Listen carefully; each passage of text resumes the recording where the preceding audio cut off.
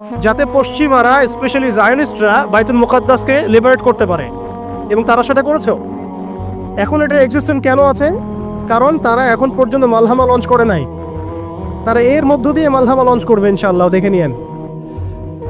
এটা কেন করা হয়েছে, রাখা হয়েছে এই কারণে, যাতে প্রত্যেকটা মুসলিম কান্ট্রি ধরে ধরে একেবারে রক্তের নদী বা সমুদ্র বইয়ে দেওয়া যায়, কিন্তু আমরা কোনো ডিসিশন নেওয়ার আগে ওর দিকে তাকিয়ে থাকবো। আমাদের বাড়ির পাশেও যদি কাল আপনি দেখেন মুসলিমদেরকে জবাই করা হচ্ছে, যেটা শুরু হয়ে গেছে অলরেডি, আপনি এখন প্রতিবাদ করার জন্য জাতিসংঘের মুখোপেক্ষী। ইভেন আমরা দেখলাম প্যালেস্টাইনের পক্ষে কথা বলার জন্য নাকি মানুষ এখন জাতিসংঘের কাছে দ্বারস্থ হচ্ছে। কি হাস্যকর বিষয়!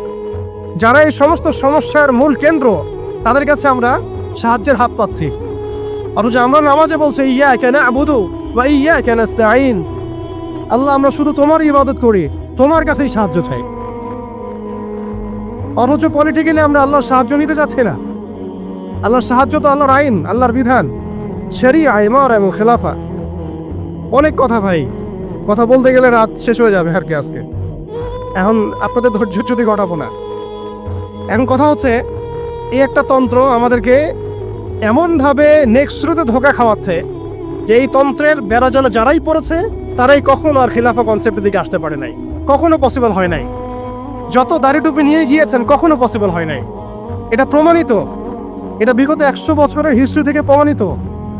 এইটা দিয়ে মন্দের ভালো কিছু প্রতিবাদ করা যেতে পারে, কিন্তু ওই প্রতিবাদে পশ্চিমাদের কিছু যায় আসে না। আপনি 1 কোটি মানুষকে দিয়ে মার্চ ফর গাজা করেন, কিচ্ছু যায় আসে না, ওদের কিচ্ছু যায় আসে না। অনেস্টলি স্পিকিং, ওদের জুলুমের চামড়া এত মোটা যে ওরা একটা হলের মধ্যে বসে থাকা 1000টা শিশু, একটা স্কুলে পড়তে যাওয়া 1000টা বাচ্চা, একটা হাসপাতালে চিকিৎসা নিতে যাওয়া 1000টা বাচ্চাকে একটা বোমে মিসাইল উড়াই দিবে, কিছু যায় আসে না ওদের। এরা ফেরাউন এই যুগের, এরা নমরুদ, এরা এই যুগের হামান, কারুন, ফেরাউন। এদের প্রতি দয়া দেখানো মানে হচ্ছে আমরা মিসগাইডেড। এদের সাথে দয়া দেখানোর কোনো ভাষা থাকতে পারে না। এদের সাথে দয়া দেখানোর কোনো ভাষা আমাদের থাকতে পারে না। এদের সাথে ভাষা একটাই হতে পারে, সেটা জিহাদের ভাষা, কিতালের ভাষা। এই বিষয়গুলো স্পষ্ট করে আপনাকে গণতন্ত্র বলতে দিবে না। এই বিষয়গুলো স্পষ্ট করে আপনাকে সেকুলারিজম বলতে দিবে না, কমিউনিজম বলতে দিবে না, এথিজম বলতে দিবে না, এবং এই ডেমোক্রেসি বলতে দিবে না। তাহলে এই তন্ত্রমন্ত্রগুলো দেওয়া হয়েছে আমাদেরকে তাদের দাস বানানোর জন্যে, তাদেরকে আমাদের অধীনে আনার জন্য নয়। এই জিনিসটা আমরা বুঝতে অনেক সময় ভুল করেছি, এখনও ভুল করছি। আমি খালি প্রশ্ন করতে চাই যে আর কতদিন ভুল করব আমরা? আল্লাহ পাক আমাদের চোখ খুলে দেন, মনের চোখ। আল্লাহ পাক আমাদের কলবের চোখ খুলে দেন। আপনি 20টা আসন পাইতে পারেন হাইয়েস্ট, 5টা আসন পাইতে পারেন হাইয়েস্ট, ওখানে আপনি দাস হয়ে থাকবেন। আপনি 20টা আসন নিয়ে পার্লামেন্টে দাস হয়ে থাকবেন। 20টা আসন নিয়ে আপনি বলতে পারবেন না যে এটা হালাল, এটা হারাম, এটা জায়েজ, এটা না জায়েজ, এটা করতে হবে, এটা করতে হবে না। আর যদি আপনি বলেনও, আপনার কথা কেউ শুনবেও না। কারণ মেজরিটি শুড বি গ্রান্টেড, তাদের মূল নীতি হচ্ছে এটা। সংখ্যাগরিষ্ঠ মানুষ যা বলবে তাই হক। আগামীকাল সংখ্যাগরিষ্ঠ মানুষ বাংলাদেশে বলবে নাউযুবিল্লাহি মিন যালিক, যে এই বিবাহিত ধর্ষণের বিচার করা হোক, নাউযুবিল্লাহ, আর ওই পতিতালয়ে গিয়ে সময় কাটানো, নাউযুবিল্লাহি মিন যালিক, এটাকে প্রমোট করা হোক, শ্রমিকের অধিকার দেওয়া হোক। আগামীকাল মানুষ বলবে এলজিবিটি লাইসেন্স দেওয়া হোক। আগামীকাল মানুষ বলবে ট্রান্সজেন্ডারকে বাধ্যতামূলক করা হোক, আইন করা হোক। আপনি 20টা আসন নিয়ে কিচ্ছু করতে পারবেন না, বিকজ এই সিস্টেমটা দাঁড়িয়ে আছে এমন একটা বালির ঢিবির উপরে, যার উপরে কোনো ঘোড়া দাঁড়াতে পারে না। এই সিস্টেমটা দাঁড়িয়ে আছে এমন একটা ভঙ্গুর মাটির উপরে, যার উপরে আপনি কোনো প্রাসাদ নির্মাণ করা সম্ভব নয়। মাটিটাই তো ভঙ্গুর। তো এই আদর্শিক এই মতবাদগুলো দিয়ে তারা আমাদের খিলাফাটাকে ডিস্ট্রয় করে দিয়েছিল। আজকে থেকে 100 বছর হয়ে গেছে। আজকে 100 বছর পরে এসে আমরা এগুলো নিয়ে কথা বলছি। তো মাশাআল্লাহ, এটা ভালো। আমি এই ব্যাপারে আশাবাদী যে মাশাআল্লাহ বাংলাদেশের তরুণ প্রজন্ম এখন বুঝতে শিখছে, আলহামদুলিল্লাহ। এবং আমরা যদি এভাবে দাওয়াতের মেহনত অব্যাহত রাখতে পারি, ইনশাআল্লাহ তাআলা অন্যদের 20 বছর লাগলে আমাদের 2 বছর লাগবে ইনশাআল্লাহ। আমি কাজের ব্যাপারে পরে আসছি, একটু সময় নিব আপনাদের কাছে। এরপরে তারা যেটা করেছে হালতটা বুঝেন। এরপরে তারা আমাদের ইয়াং জেনারেশনকে টার্গেট করেছে, কয়েকটা জেনারেশনকে টার্গেট করেছে তারা। একটা হচ্ছে ওলামায়ে কেরাম শ্রেণী, একটা হচ্ছে পলিটিশিয়ান, একটা হচ্ছে তরুণ প্রজন্ম, একটা মেয়েরা, একটা বাচ্চারা। খেয়াল করে দেখেন আমাদের পলিটিশিয়ানদেরকে তারা টার্গেট করে কি করেছিল, তাদেরকে ক্ষমতার লোভ দিয়ে ঈমান হারা করেছে এবং আল্লাহর জমিনে মুসলমান নামধারী শাসকদেরকে দিয়েই আল্লাহ বিরোধী আইন বাস্তবায়ন করেছে। এটা কারা করিয়েছে? আপনি যদি বলেন দাজ্জালকে এসে করে দিয়ে গেছে, না। বলেন দাজ্জালকে এসে করে দিয়ে গেছে, না। কে করেছে? নামধারী মুসলিম শাসকরাই করেছে এবং তারা বলেছে জনগণ এটাই চায়। দেখেন শাসকদেরকে তারা ক্ষমতা দিয়ে তাদের বসে নিয়ে আসছে, দুনিয়াবী স্বার্থ দিয়ে বসে নিয়ে আসছে। ওলামায়ে কেরামদের একটা শ্রেণীকে তারা কিভাবে বসে নিয়ে আসছে? মসজিদ করে দিব, মাদ্রাসা করে দিব, সব কিছুর সাপোর্ট আমরা দিব। রাষ্ট্র নিয়ে, অর্থনীতি নিয়ে, সমাজনীতি নিয়ে আপনারা কথা বলতে আইসেন না। এই টোপ তারা গিলেছেন অনেকেই, গিলেছেন এবং গেলার পর একটা পর্যায়ে কি হয়েছে, ভারত জাজল্যমান দৃষ্টান্ত আমাদের সামনে। জাজল্যমান দৃষ্টান্ত। যখন আল্লামা আবুল হাসান আলী নাদভী রহমতুল্লাহি আলাইহি বলেছিলেন ইতিহাসের এমন কিছু সন্ধিক্ষণ আসে যখন রাজনৈতিক বিচক্ষণতার অভাবে মুসলিমরা যদি এমন কোনো সিদ্ধান্ত নেয় যে সিদ্ধান্তটা যুগোপযোগী না, তাহলে সেই একটা সিদ্ধান্ত উম্মাকে 100 বছর পিছায় দেয়। আপনারা পড়ে দেখেন ওই বইটা, মুসলিমদের পতনে বিশ্ব কি হারালো, বইটা পড়ে দেখেন। ঠিক আমরা মনে করেছি আমরা একটা ইসলামিক রাষ্ট্র, আমরা একটা রাষ্ট্রে আছি, এই রাষ্ট্রের হিন্দু গভর্নমেন্ট, কোনো সমস্যার কিছু নাই, তারা আমাদেরকে মসজিদ দিয়েছে, মাদ্রাসা দিয়েছে, সব কিছু ঠিকঠাক চলছে। হঠাৎ দেখা গেল যে উগ্রপন্থী কিছু হিন্দু এসে সব সিজ করে ফেলল এবং ধীরে দুপুরে তারা এখন মানুষকে কুপিয়ে হত্যা করছে, পিটিয়ে হত্যা করছে, বাড়িঘরে ভেঙে ফেলছে, মসজিদ ভেঙে ফেলছে, মাদ্রাসা সিলগালা করে দিচ্ছে। কোথায় গেল আমার খানকা, কোথায় গেল আমার মসজিদ, কোথায় গেল আমার মাদ্রাসা, কোথায় গেল আমার জনগণ, কোথায় গেল আমার মায়ের সম্মান, সব চলে গেল। কিসের অভাবে? রাজনৈতিক ক্ষমতার অভাবে। অর্থাৎ রাজনৈতিক দৃষ্টি এবং দর্শন বিবর্জিত কোনো দাওয়াত কখনো চূড়ান্ত সাফল্য আনতে পারবে না। আমরা অনেকেই পশ্চিমাদের টোপে পা দিয়েছি, মসজিদ মাদ্রাসা সব তো ঠিকঠাক চলছে, আমাদের পলিটিক্স নিয়ে কথা বলার দরকার নাই, আমাদের ইসলামী রাষ্ট্র ব্যবস্থা কায়েম নিয়ে কথা বলার দরকার নাই, ইসলামী অর্থ ব্যবস্থা নিয়ে কথা বলার দরকার নাই, আমাদের জিহাদ ফি সাবিলিল্লাহ নিয়ে কথা বলার দরকার নাই। আমরা নিজেরাই আমাদেরকে এই ধ্বংসের মুখে ঠেলে দিয়েছি। এরপরে আরও সমস্যা, তারা আমাদের ইয়াংদেরকে টার্গেট করেছিল। দেখেন ইয়াংদেরকে টার্গেট করে কত মেহনত তারা করেছে। মেয়েদেরকে ফ্রি অ্যাক্সেস দিয়ে দিয়েছে, ফ্রি মিক্সিং, বাচ্চা থেকে শুরু করে একদম চাকরি লেভেল পর্যন্ত। জেনা করা হচ্ছে ফ্রি, পর্নোগ্রাফি ফ্রি, আপনার চরিত্র হনন করার যা এলিমেন্টস আছে সব তো ফ্রি, সব ফ্রি। আর মেয়েদেরকে বেপর্দা করে বাইরে নিয়ে আসছে, বাচ্চাদেরকে ছোটবেলা থেকে মাথা নষ্ট করার যা এলিমেন্ট সব দিয়ে দিচ্ছে, খাবারে ভেজাল মিশাচ্ছে, আমাদের ভাইদেরকে বিয়ে কঠিন করে ফেলছে, যেটা সহজ করে ফেলছে। কি করে নাই তারা? শিক্ষা ব্যবস্থা থেকে ইসলাম উঠিয়ে দিছে। আপনি সারা জীবন পড়াশোনা করেন, দেখেন আপনি 20টা সূরা শিখতে পারেন কিনা, ফরজে আইন শিখতে পারেন কিনা। একটা করে ডিপার্টমেন্ট ধরে ধরে তারা কাজ করেছে। এর উপর আবার অর্থ ব্যবস্থা ওদের হাতে নিয়ে নিয়েছে, ওয়ার্ল্ড ব্যাংক দিয়ে, IMF দিয়ে, ফেডারেল রিজার্ভ দিয়ে। এতে করে পুরো বিশ্বের ইকোনমিক মোড়ল তারা হয়ে গেছে। এখন আমি একটা স্বাধীন দেশে বসবাস করলেও অর্থনৈতিকভাবে আমরা স্বাবলম্বী হতে পারি না, দ্বারস্থ হতে হয়, বাণিজ্যে ওদের দ্বারস্থ হতে হচ্ছে, ব্যবসায় হতে হচ্ছে, ফাইন্যান্সে হতে হচ্ছে। এমনকি আমাদের যে একটা সম্পদ ছিল পকেটে রাখা যেত, গোল্ড কয়েন এবং সিলভার দিরহাম, ওইটা পর্যন্ত তারা অ্যাবলিশ করে দিল, দিয়ে আমাকে ডিজিট ধরাই দিল, দিয়ে আমাদের টাকাগুলো সিজ করে ফেললো। এবং এগুলো যদি মুহূর্তের মধ্যে কলাপস করে যায়, আপনি কিছু করতেও পারবেন না, বিকজ এগুলোর নিয়ন্ত্রণ আপনার হাতে নাই, ইভেন একটা রাষ্ট্রের সেন্ট্রাল ব্যাংকের হাতেও নাই। শুধু তাই না, আমাদের ইসলামিক কারেন্সি তো বিলুপ্ত করলোই, উল্টা আপনাকে সুদ ধরাই দিল, সুদের লেনদেন কারবার, সুদভিত্তিক অর্থ ব্যবস্থা। কোন ডিপার্টমেন্টটা বাদ দিল তারা? পলিটিক্স থেকে নিয়ে সোশ্যাল, ইকোনমিক, চারিত্রিক, আমাদের মা বোনরা, আমাদের শিশুরা, কোনো ডিপার্টমেন্ট বাদ দেয় না। এর উপর আরও আছে, এর উপরে তারা আমাদেরকে আবার মিডিয়া দিয়ে নিয়ন্ত্রণ করা শুরু করলো। আমার এখনো মনে আছে যেদিন আমাকে ঘুম থেকে ছেড়ে দেওয়া হয়, আজকে খোলামেলা বলছি এগুলো, আস্তে আস্তে সবই বলে দেবো ইনশাল্লাহ। যেদিন আমাকে ছাড়া হয়েছে ওই দিন আমাকে বলা হয়েছিল যে আমি যদি ঘুমিয়েও থাকি তবু আমাকে ঘুমের মধ্যেও মনিটর করার জন্য মানুষ থাকবে। রাস্তাঘাটে যাওয়া তো বহুত দূরের কথা, বয়ান দেওয়া তো বহুত দূরের কথা, মাহফিল করা তো বহুত দূরের কথা, দাওয়াতের কাজ করা বহুত দূরের কথা, মিম্বরে দাঁড়ানো বহুত দূরের কথা। তুমি আমাদের চোখের মধ্যে থাকবা যখন তুমি ঘুমের মধ্যে থাকবা। তো এটা আমরা তখন শিখেছি যে মানুষের প্রাইভেট লাইফ বলতে আর কিছু বাকি রাখে নাই তারা। আপনি ফোন নিয়ে যা করতেছেন এভরিথিং তারা মনিটর করতে পারে, এভরিথিং। কাকে মেসেজ করতেছেন, অনেক ভাই তখন আমার সাথে দেখা করতে আসলে আমরা ইগনোর করতাম তার ভালোর জন্যই, বিকজ সে বিপদে পড়বে আমার সাথে দেখা করতে আসলে। এবং আপনি যেটা বলবেন সে বলার জায়গাটা আপনাকে দেওয়া হয় নাই, রাখা হয় নাই, আপনি ট্রিগারের সামনে আছেন। তো আল্লাহ পাকে সন্তুষ্টির জন্য কথা শুনেছি, অনেক সহ্য করেছি, মেনে নিয়েছি, গালি মন্দও খেয়েছি।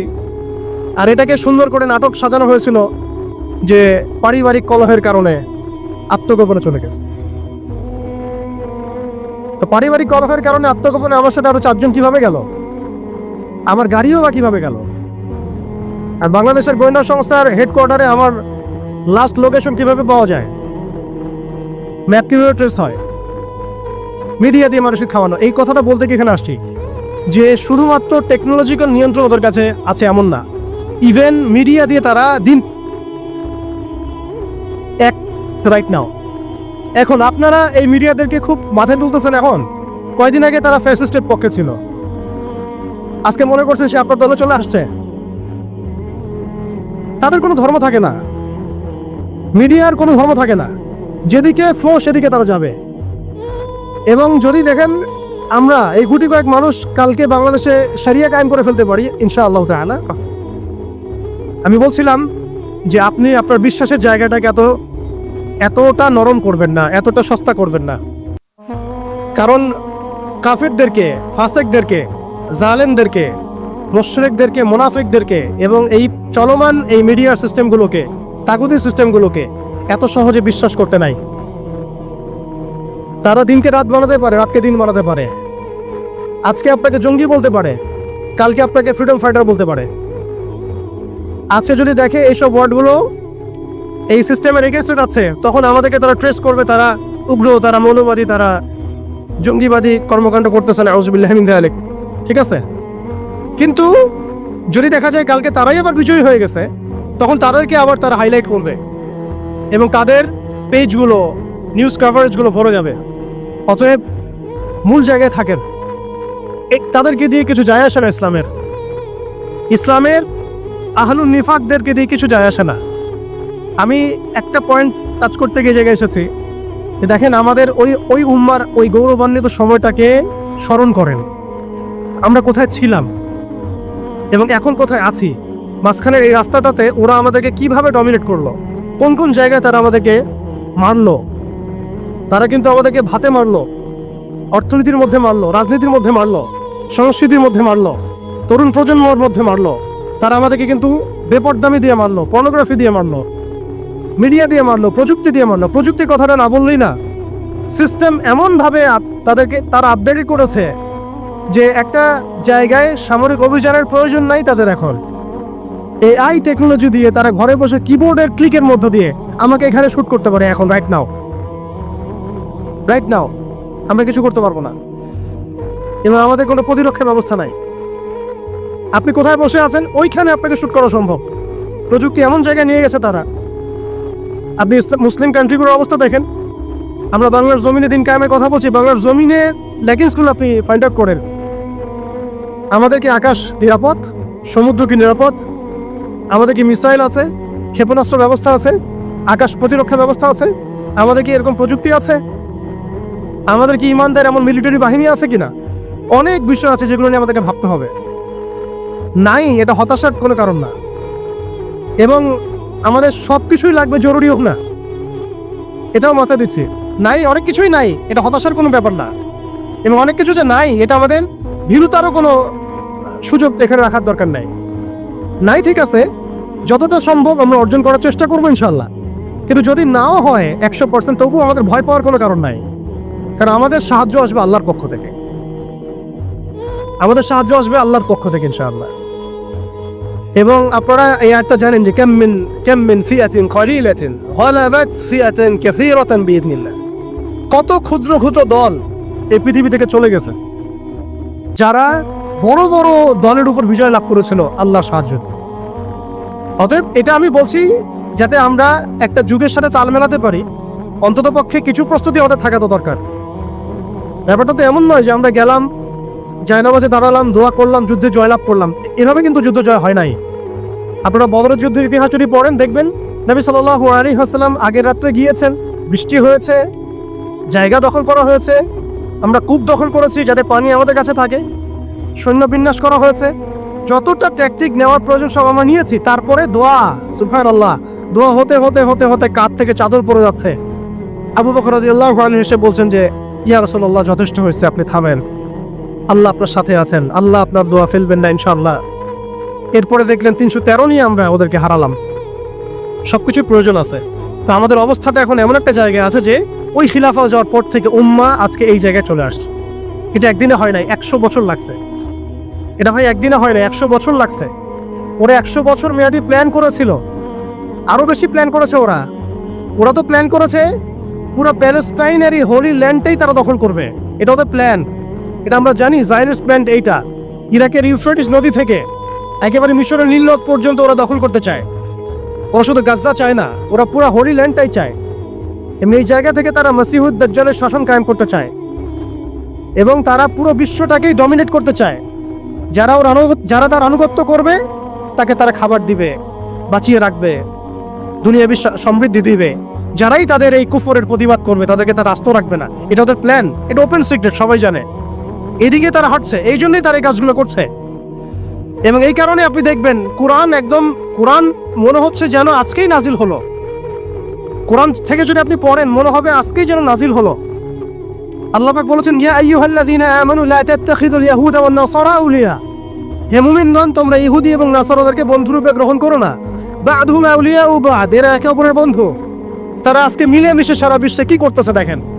বা'দুহুম আউলিয়াউ বা'দ, আল্লাহ আমাদেরকে আগেই বলেছিলেন। আল্লাহ পাক আরো সতর্ক করেছেন, ওয়া মান ইয়াতাওয়াল্লাহুম মিনকুম ফাইন্নাহু মিনহুম। তোমাদের মধ্যে কেউ যদি ওদের সাথে হাত মিলাও, ওদের দিকে মুখ ফিরাও, তোমরা তাদের অন্তর্ভুক্ত। আজকে দেখেন পুরো আরবের মধ্যে কারা ওদের দিকে মুখ ফিরাইছে, পুরো বিশ্বে কারা ওদের দিকে মুখ ফিরাই নিয়েছে। প্রত্যেকটা সেকুলার রাষ্ট্রের শাসক ওদের দিকে মুখ ফিরাইছে। প্রত্যেকটা ডেমোক্রেটিক কান্ট্রির শাসক দেখেন আজকে ওদের দিকে মুখ ফিরাইছে। আপনি এইসব তন্ত্রমন্ত্রগুলোর কথা আগে যেগুলো বললাম, এগুলোর দ্বারা যারা শাসিত হচ্ছে তারা কেউই ওদের থেকে বিচ্ছিন্ন নয়, বরং তারা ওদের অংশ এবং তারা ওদের পারপাস সার্ভ করতেছে ওই অঞ্চলে। দাজ্জাল কি আসলে?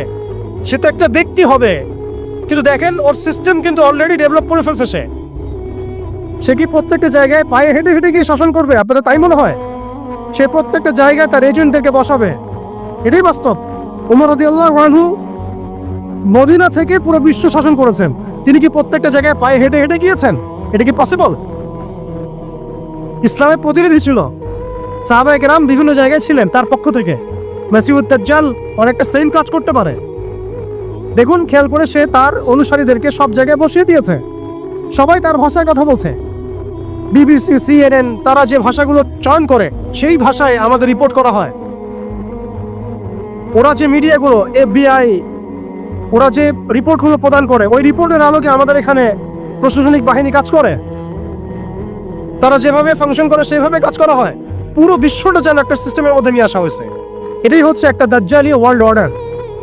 এই ওয়ার্ল্ড অর্ডারটাই তারা ফাংশন করেছিল আমাদের খেলাফতটাকে অ্যাবলিশ করার পরে।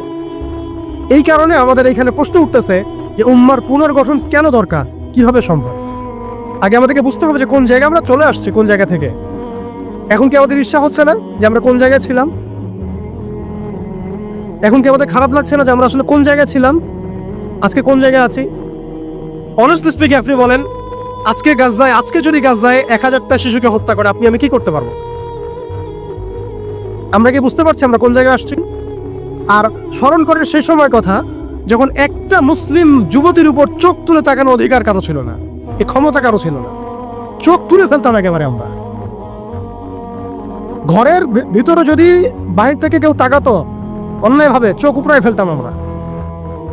একটা মুসলিম রমণীর সম্ভ্রমহানি করা হয়েছিল এই সাবকন্টিনেন্টে, এই সিন্ধুতে, মনে আছে আপনাদের? তার সম্ভ্রমের জন্যে, তার সম্ভ্রম বাঁচানোর জন্য পুরা মুহাম্মদ বিন কাসিমের জয়শ আসছে। আপনি আমি কি চিন্তা করতে পারছি আমরা কোন জায়গায় ছিলাম?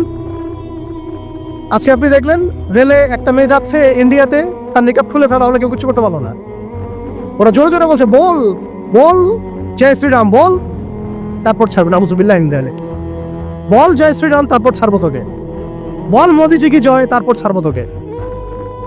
চিন্তা করছেন আমরা কোন জায়গায় আসছি? আমাদের কি ভারতে মসজিদের অভাব আছে, মাদ্রাসার অভাব আছে? ভারতে কি মুসলমানদের সংখ্যার অভাব? তাহলে কেন এই জায়গায় আসলো? একটাই কারণ, রাজনৈতিক শক্তি না থাকলে উম্মার অবস্থাই হয়। রাজনৈতিক শক্তি, হ্যাঁ রাজনৈতিক শক্তি হচ্ছে এখন আমাদের মূল লক্ষ্য হওয়া দরকার। একটা অঞ্চলে ইসলামী ইমারা শরিয়া কায়েম করার জন্য 100% মানুষের 100% পরিপূর্ণ মুসলিম হওয়া শর্ত না। জি, বরং একটা অঞ্চলের মানুষের মধ্যে যদি মুসলিমের মানুষও একদম খালেস মুখলেস হয়, মুত্তাকি হয়, পরহেজগার হয়, ইমানদার হয়, একদম সিরাতের আদলের সব সুন্নাহগুলো মেনে চলে, ওই গুটি কয়েক মানুষের দ্বারা ইনশাআল্লাহ একটা বড় অঞ্চলে খেলাফা প্রতিষ্ঠা করা সম্ভব। আমি একটা এক্সাম্পল দিচ্ছি, আমি আমার আউট অফ হেডস কথা বলছি না।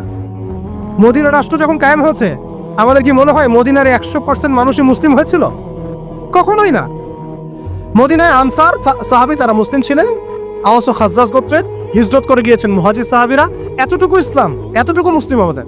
বাকি বহু অংশে মুনাফিক, আব্দুল্লাহ বিন উবাইর অনুসারী, আর বড় বড় 3টা গোত্র আছে ইহুদিদের, বনু কোরাইজার, বনু কাইনুকার, বনু নাজিরের, খায়বার ইহুদিরা আছে, পত্তলিকরা আছে, কিছু নাসারাও আছে আশেপাশে। তারপরেও সেখানে ইসলামী রাষ্ট্র কায়েম হয়েছে। এই শর্তটা যারা জুড়ে দিচ্ছেন এটা ঠিক হচ্ছে না, যে একদম 100% মানুষের ইসলাম না হওয়া পর্যন্ত আমাদের এখানে ইসলামী শরিয়া কায়েম করা যাবে না, এই কনসেপ্ট ঠিক না।